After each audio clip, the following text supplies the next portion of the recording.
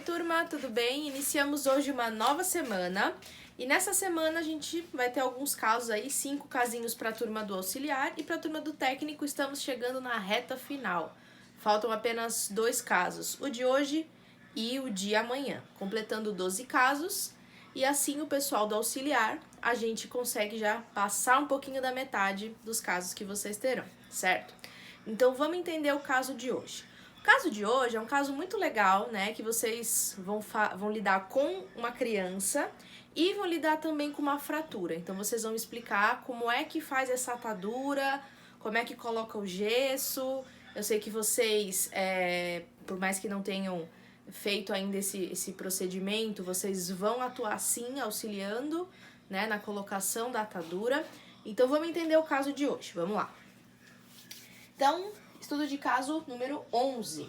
Lucas, 8 anos de idade, sexo masculino, chega ao pronto atendimento com o braço esquerdo imobilizado por uma tala e ataduras. Então, aqui está o nosso paciente, o Lucas, 8 anos de idade, é um menino e o local de atendimento, pronto atendimento. Então, ele chegou lá na emergência desse hospital. Ele chega com o membro superior esquerdo imobilizado, né? Imobilizado e com algumas ataduras. Uma imobilização de urgência, tá, gente? Uma imobilização de primeiros socorros. Vamos entender por quê. A mãe Cláudia relata que o filho havia sofrido um acidente enquanto praticava educação física na escola. E o professor responsável fez a contenção provisória até chegar ao hospital.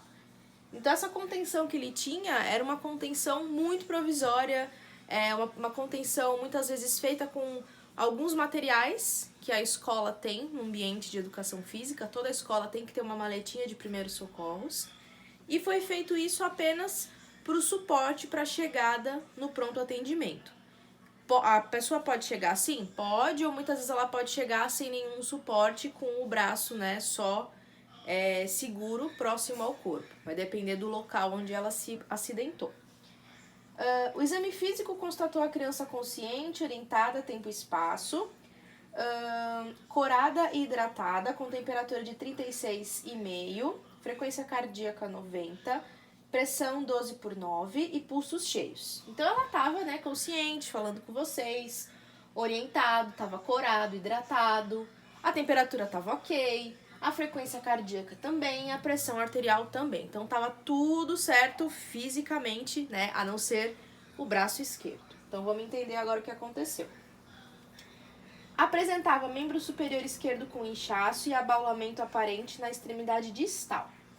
Então, membro superior inchado com abaulamento na extremidade distal. Então significa que era uma lesão que estava inchada, né, edemaciada, e tinha também um abaulamento, então ele estava um pouquinho levantado, tá? Dizia apresentar dor moderada quando em repouso e forte dor quando tentava movimentar. Logo foi instruído a não realizar esta ação, né? Então, ele apresentava dor moderada quando ficava quietinho e quando ele se movimentava, ele apresentava dor muito forte. Claro que foi instruído para ele não mexer, porque é melhor ficar quietinho. É uma criança, gente, então ele vai querer mexer o braço, vai querer entender o que está acontecendo, tá? Foi encaminhado para o setor de ortopedia pediátrica e o médico realizou uma radiografia. Então aqui eu já acrescentei um local, olha, ortopedia pediátrica. Então é no pronto atendimento de ortopedia pediátrica, porque é uma criança. Depois que ele fez a radiografia, constatou fratura na extremidade distal da ulna. Então aqui já identificamos o osso que estava quebrado, então ele tinha uma fratura, o osso estava, né, com uma fratura no centro, na extremidade distal. Então logo aqui na parte mais superior, próximo ao punho, tá? Então extremidade distal. A gente entende isso aqui como proximal e aqui a parte mais pro final da mão distal. Então era nesse local que ele tinha a fratura. Até eu coloquei aqui embaixo, depois vocês deem uma olhadinha na imagem da radiografia, tá? É uma imagem fictícia, tá, gente? E o caso não tinha uma imagem, mas aqui eu coloquei uma imagem fictícia para vocês terem uma ideia de onde essa fratura estava. Houve a necessidade de colocação do osso fraturado no lugar, procedimento feito pelo médico, sendo auxiliado pela equipe de enfermagem, já que a criança se mostrava nervosa e apreensiva. Então, por causa dessa fratura, o médico teve que colocar o braço no lugar, colocar o osso no lugar. Esse é um movimento muito comum, tá, gente? Muitas vezes o médico tem que colocar no lugar para poder imobilizar futuramente, né? No mesmo momento imobilizar. Por quê? Se você não coloca o osso no lugar, ele pode, né, se recuperar de uma forma torta. E aí a pessoa vai ter diminuição na movimentação daquele membro. Então é importante esse passo. É importante o médico olhar a radiografia e avaliar se tem a necessidade ou não de colocar no lugar, certo? De fazer aí o encaixe desse osso. Vocês não vão fazer isso, tá? Vocês não vão ter esse papel. Entretanto, a equipe de enfermagem, ela tá sempre presente. Pra quê, professora? Por que eu tenho que ficar olhando o médico colocar o braço no lugar? Me dá agonia? Porque vocês vão auxiliar muitas vezes no estado desse paciente. Uma criança tá nervosa, a mãe tá mais nervosa do que ele, né? Muitas vezes ele não tá sentindo tanta dor, a mãe tá em pânico. E aí precisa de alguém para acalmar, para muitas vezes fazer a contenção, segurar, né? Enquanto o médico tá realizando o procedimento, certo? Muitas vezes precisa de medicação, mas a pessoa não aguenta de dor e ela precisa de uma medicação para conseguir colocar esse braço no lugar, tá?